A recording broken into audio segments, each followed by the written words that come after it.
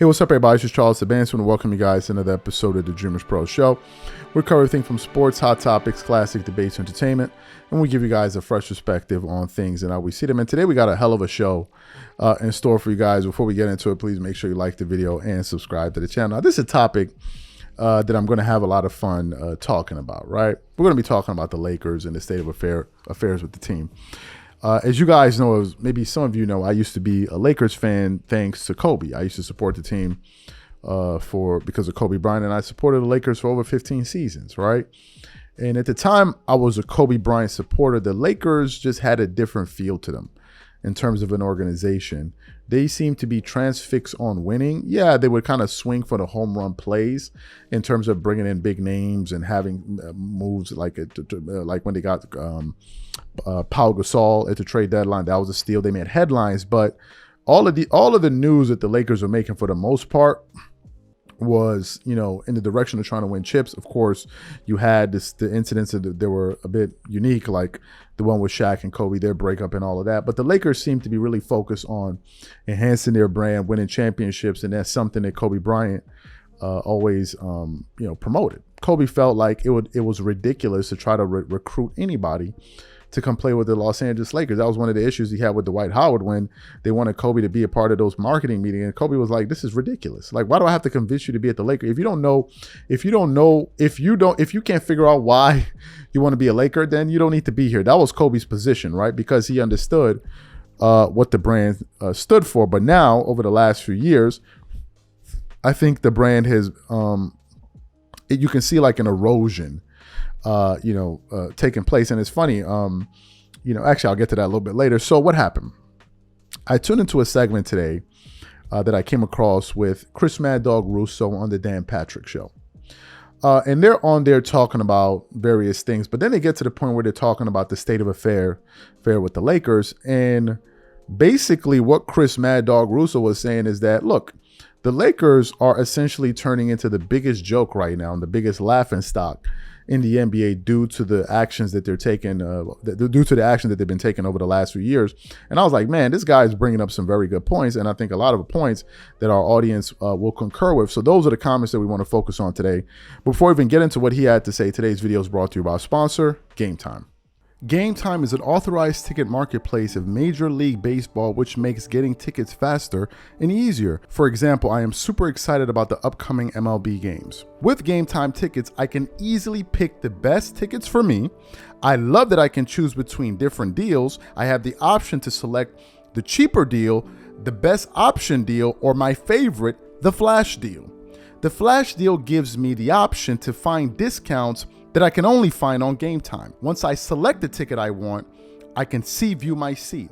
And it's not just restricted to baseball. I can also look for the best ticket deals for other sports like football, the NBA, concerts, comedy, or other theater shows. Included in my purchase, I also have a 24-hour return guarantee, a lowest price guarantee, event cancellation protection. So take the guesswork out of buying MLB tickets with Game Time.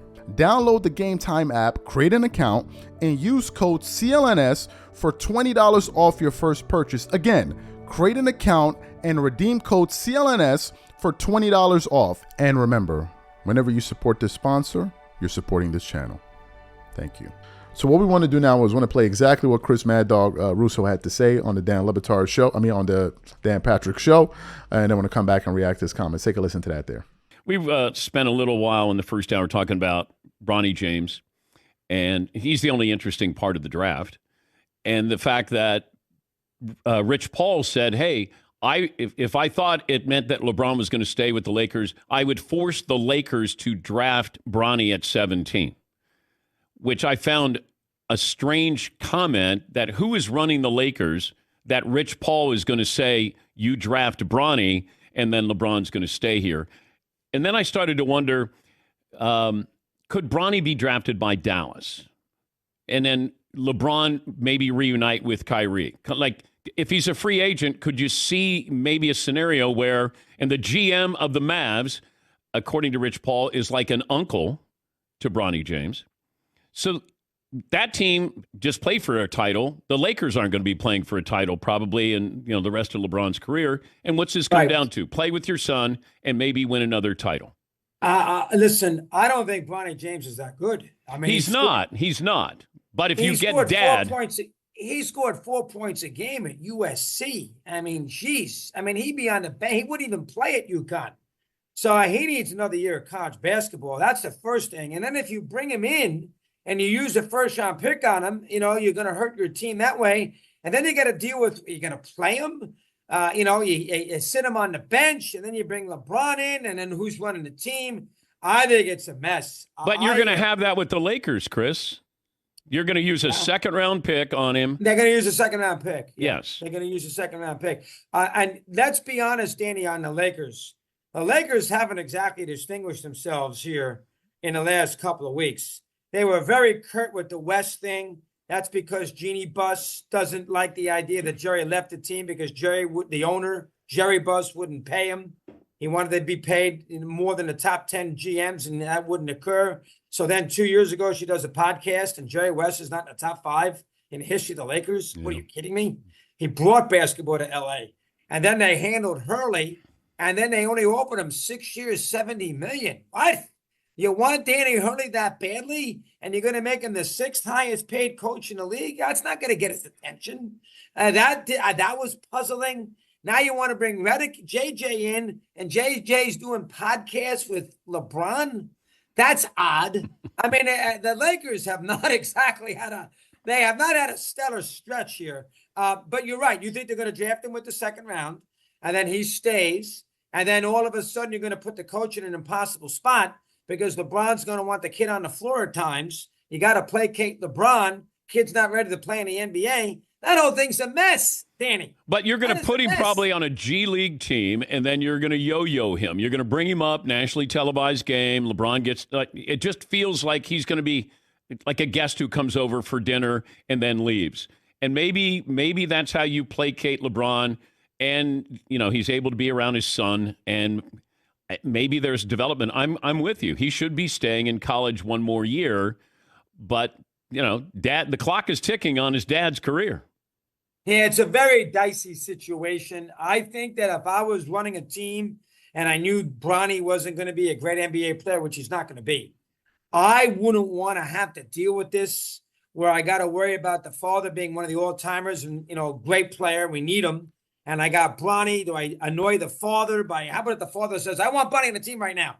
I want him playing 15 minutes a night. What are you supposed to do? It's LeBron. Yeah. It's a very it's not healthy for your franchise. I think it's very messy, and I think you're right. I think the Lakers are probably going to be the team that has to deal with it because they want to play. It's the Lakers. LeBron's on the team as it is. He runs the ball club, and then you're bringing a coach in, and JJ is going to be a good coach, but he's got no experience dealing with this nonsense. Plus, him and LeBron are tight, so you got to deal with that. If you didn't get Hurley, I mean, it's very messy. And the Lakers are an older team. So you heard what he had to say. Now, before producing this show, we actually ran some polls on our channel that I want to share with you. We ran them now as we're producing the show. We did it an hour ago. The first poll we put up was this. I asked the audience the following question. What do you believe the Lakers' main priority is right now? I gave them 2 options, winning championships or making money and making headlines. Out of the 1,003 voters in the last hour, we have 93% saying making money and making headlines. We have 7% saying winning championships. The next one we put up, do you think the Lakers brand is eroding away? Out of the 1,200 voters, because the previous poll was 1,300, 7% said no, they're stronger than ever. And then 93% said the Lakers are becoming a joke. And the final poll we put up is, has LeBron helped or hurt the Lakers brand? Of the 3,200 voters in about an hour or so, 17% said helped, 83% said, hurt the brand. And one gentleman who was just, then again, you can't even be surprised. One person said, how can he have hurt the brand? LeBron has been helping him. He helps himself. He's been the reason they've been filling out arenas. And I'm like, no, you noob. The Lakers always sell out their arenas. The Lakers are like the Knicks. The Knicks are not good, but they always sell out the arena. That's the Lakers for you. Like, they don't need LeBron to sell tickets in the arena. They're the Lakers.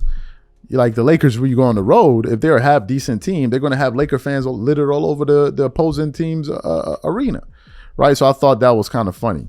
Look, to me, I think Chris Mad Dog Russo is correct. Number two, I think the Lakers are quickly turning themselves into the biggest laughing stock in the entire NBA, and I don't even think it's a question. And you even heard some of the things that they said. Bring Bronny up for a week, go send him back for a week, bring him back up for a week, send him back. Like what are we doing, right? What are the Lakers all about? You know, I heard Gilbert Arenas talk about, the Lakers are the number one franchise in the NBA as being juxtaposed to the Boston Celtics. Well, I can't tell. I really can't tell. The Boston Celtics have been a team that's been constantly making it to the Eastern Conference Finals. They just won a championship. They have more championships. And they seem to be a more serious organization. Now, in terms of headlines, they don't have that because La La Land is La La Land. And it's a totally different thing, totally different lure. But to me, look, if I'm a Lakers fan right now, I'm not happy because this year is going to be another circus. It's going to have everything to do with everything but winning. Right. And it's unfortunate. Right. It's unfortunate. But I'm glad that I jumped ship when I did. I've said it on many occasions. I'm going to reiterate the point. There's no way in hell I will support the Lakers as long as LeBron James is there. I think he's turned that team into an absolute clown show. I think his fans have turned the place into a total circus. The way they run around, twerking it up all the way up and down the hallway, slapping each other with honey, running up on people and just basically gyrating all over the place. So I can't deal with it, but I thought that what Chris Mad Dog Russo said was pretty interesting. So what are your thoughts on all of this? What do you feel? Where do you stand on this topic? Whatever you guys think, please leave your thoughts and comments in the comment section. We catch you guys on the next show. Peace.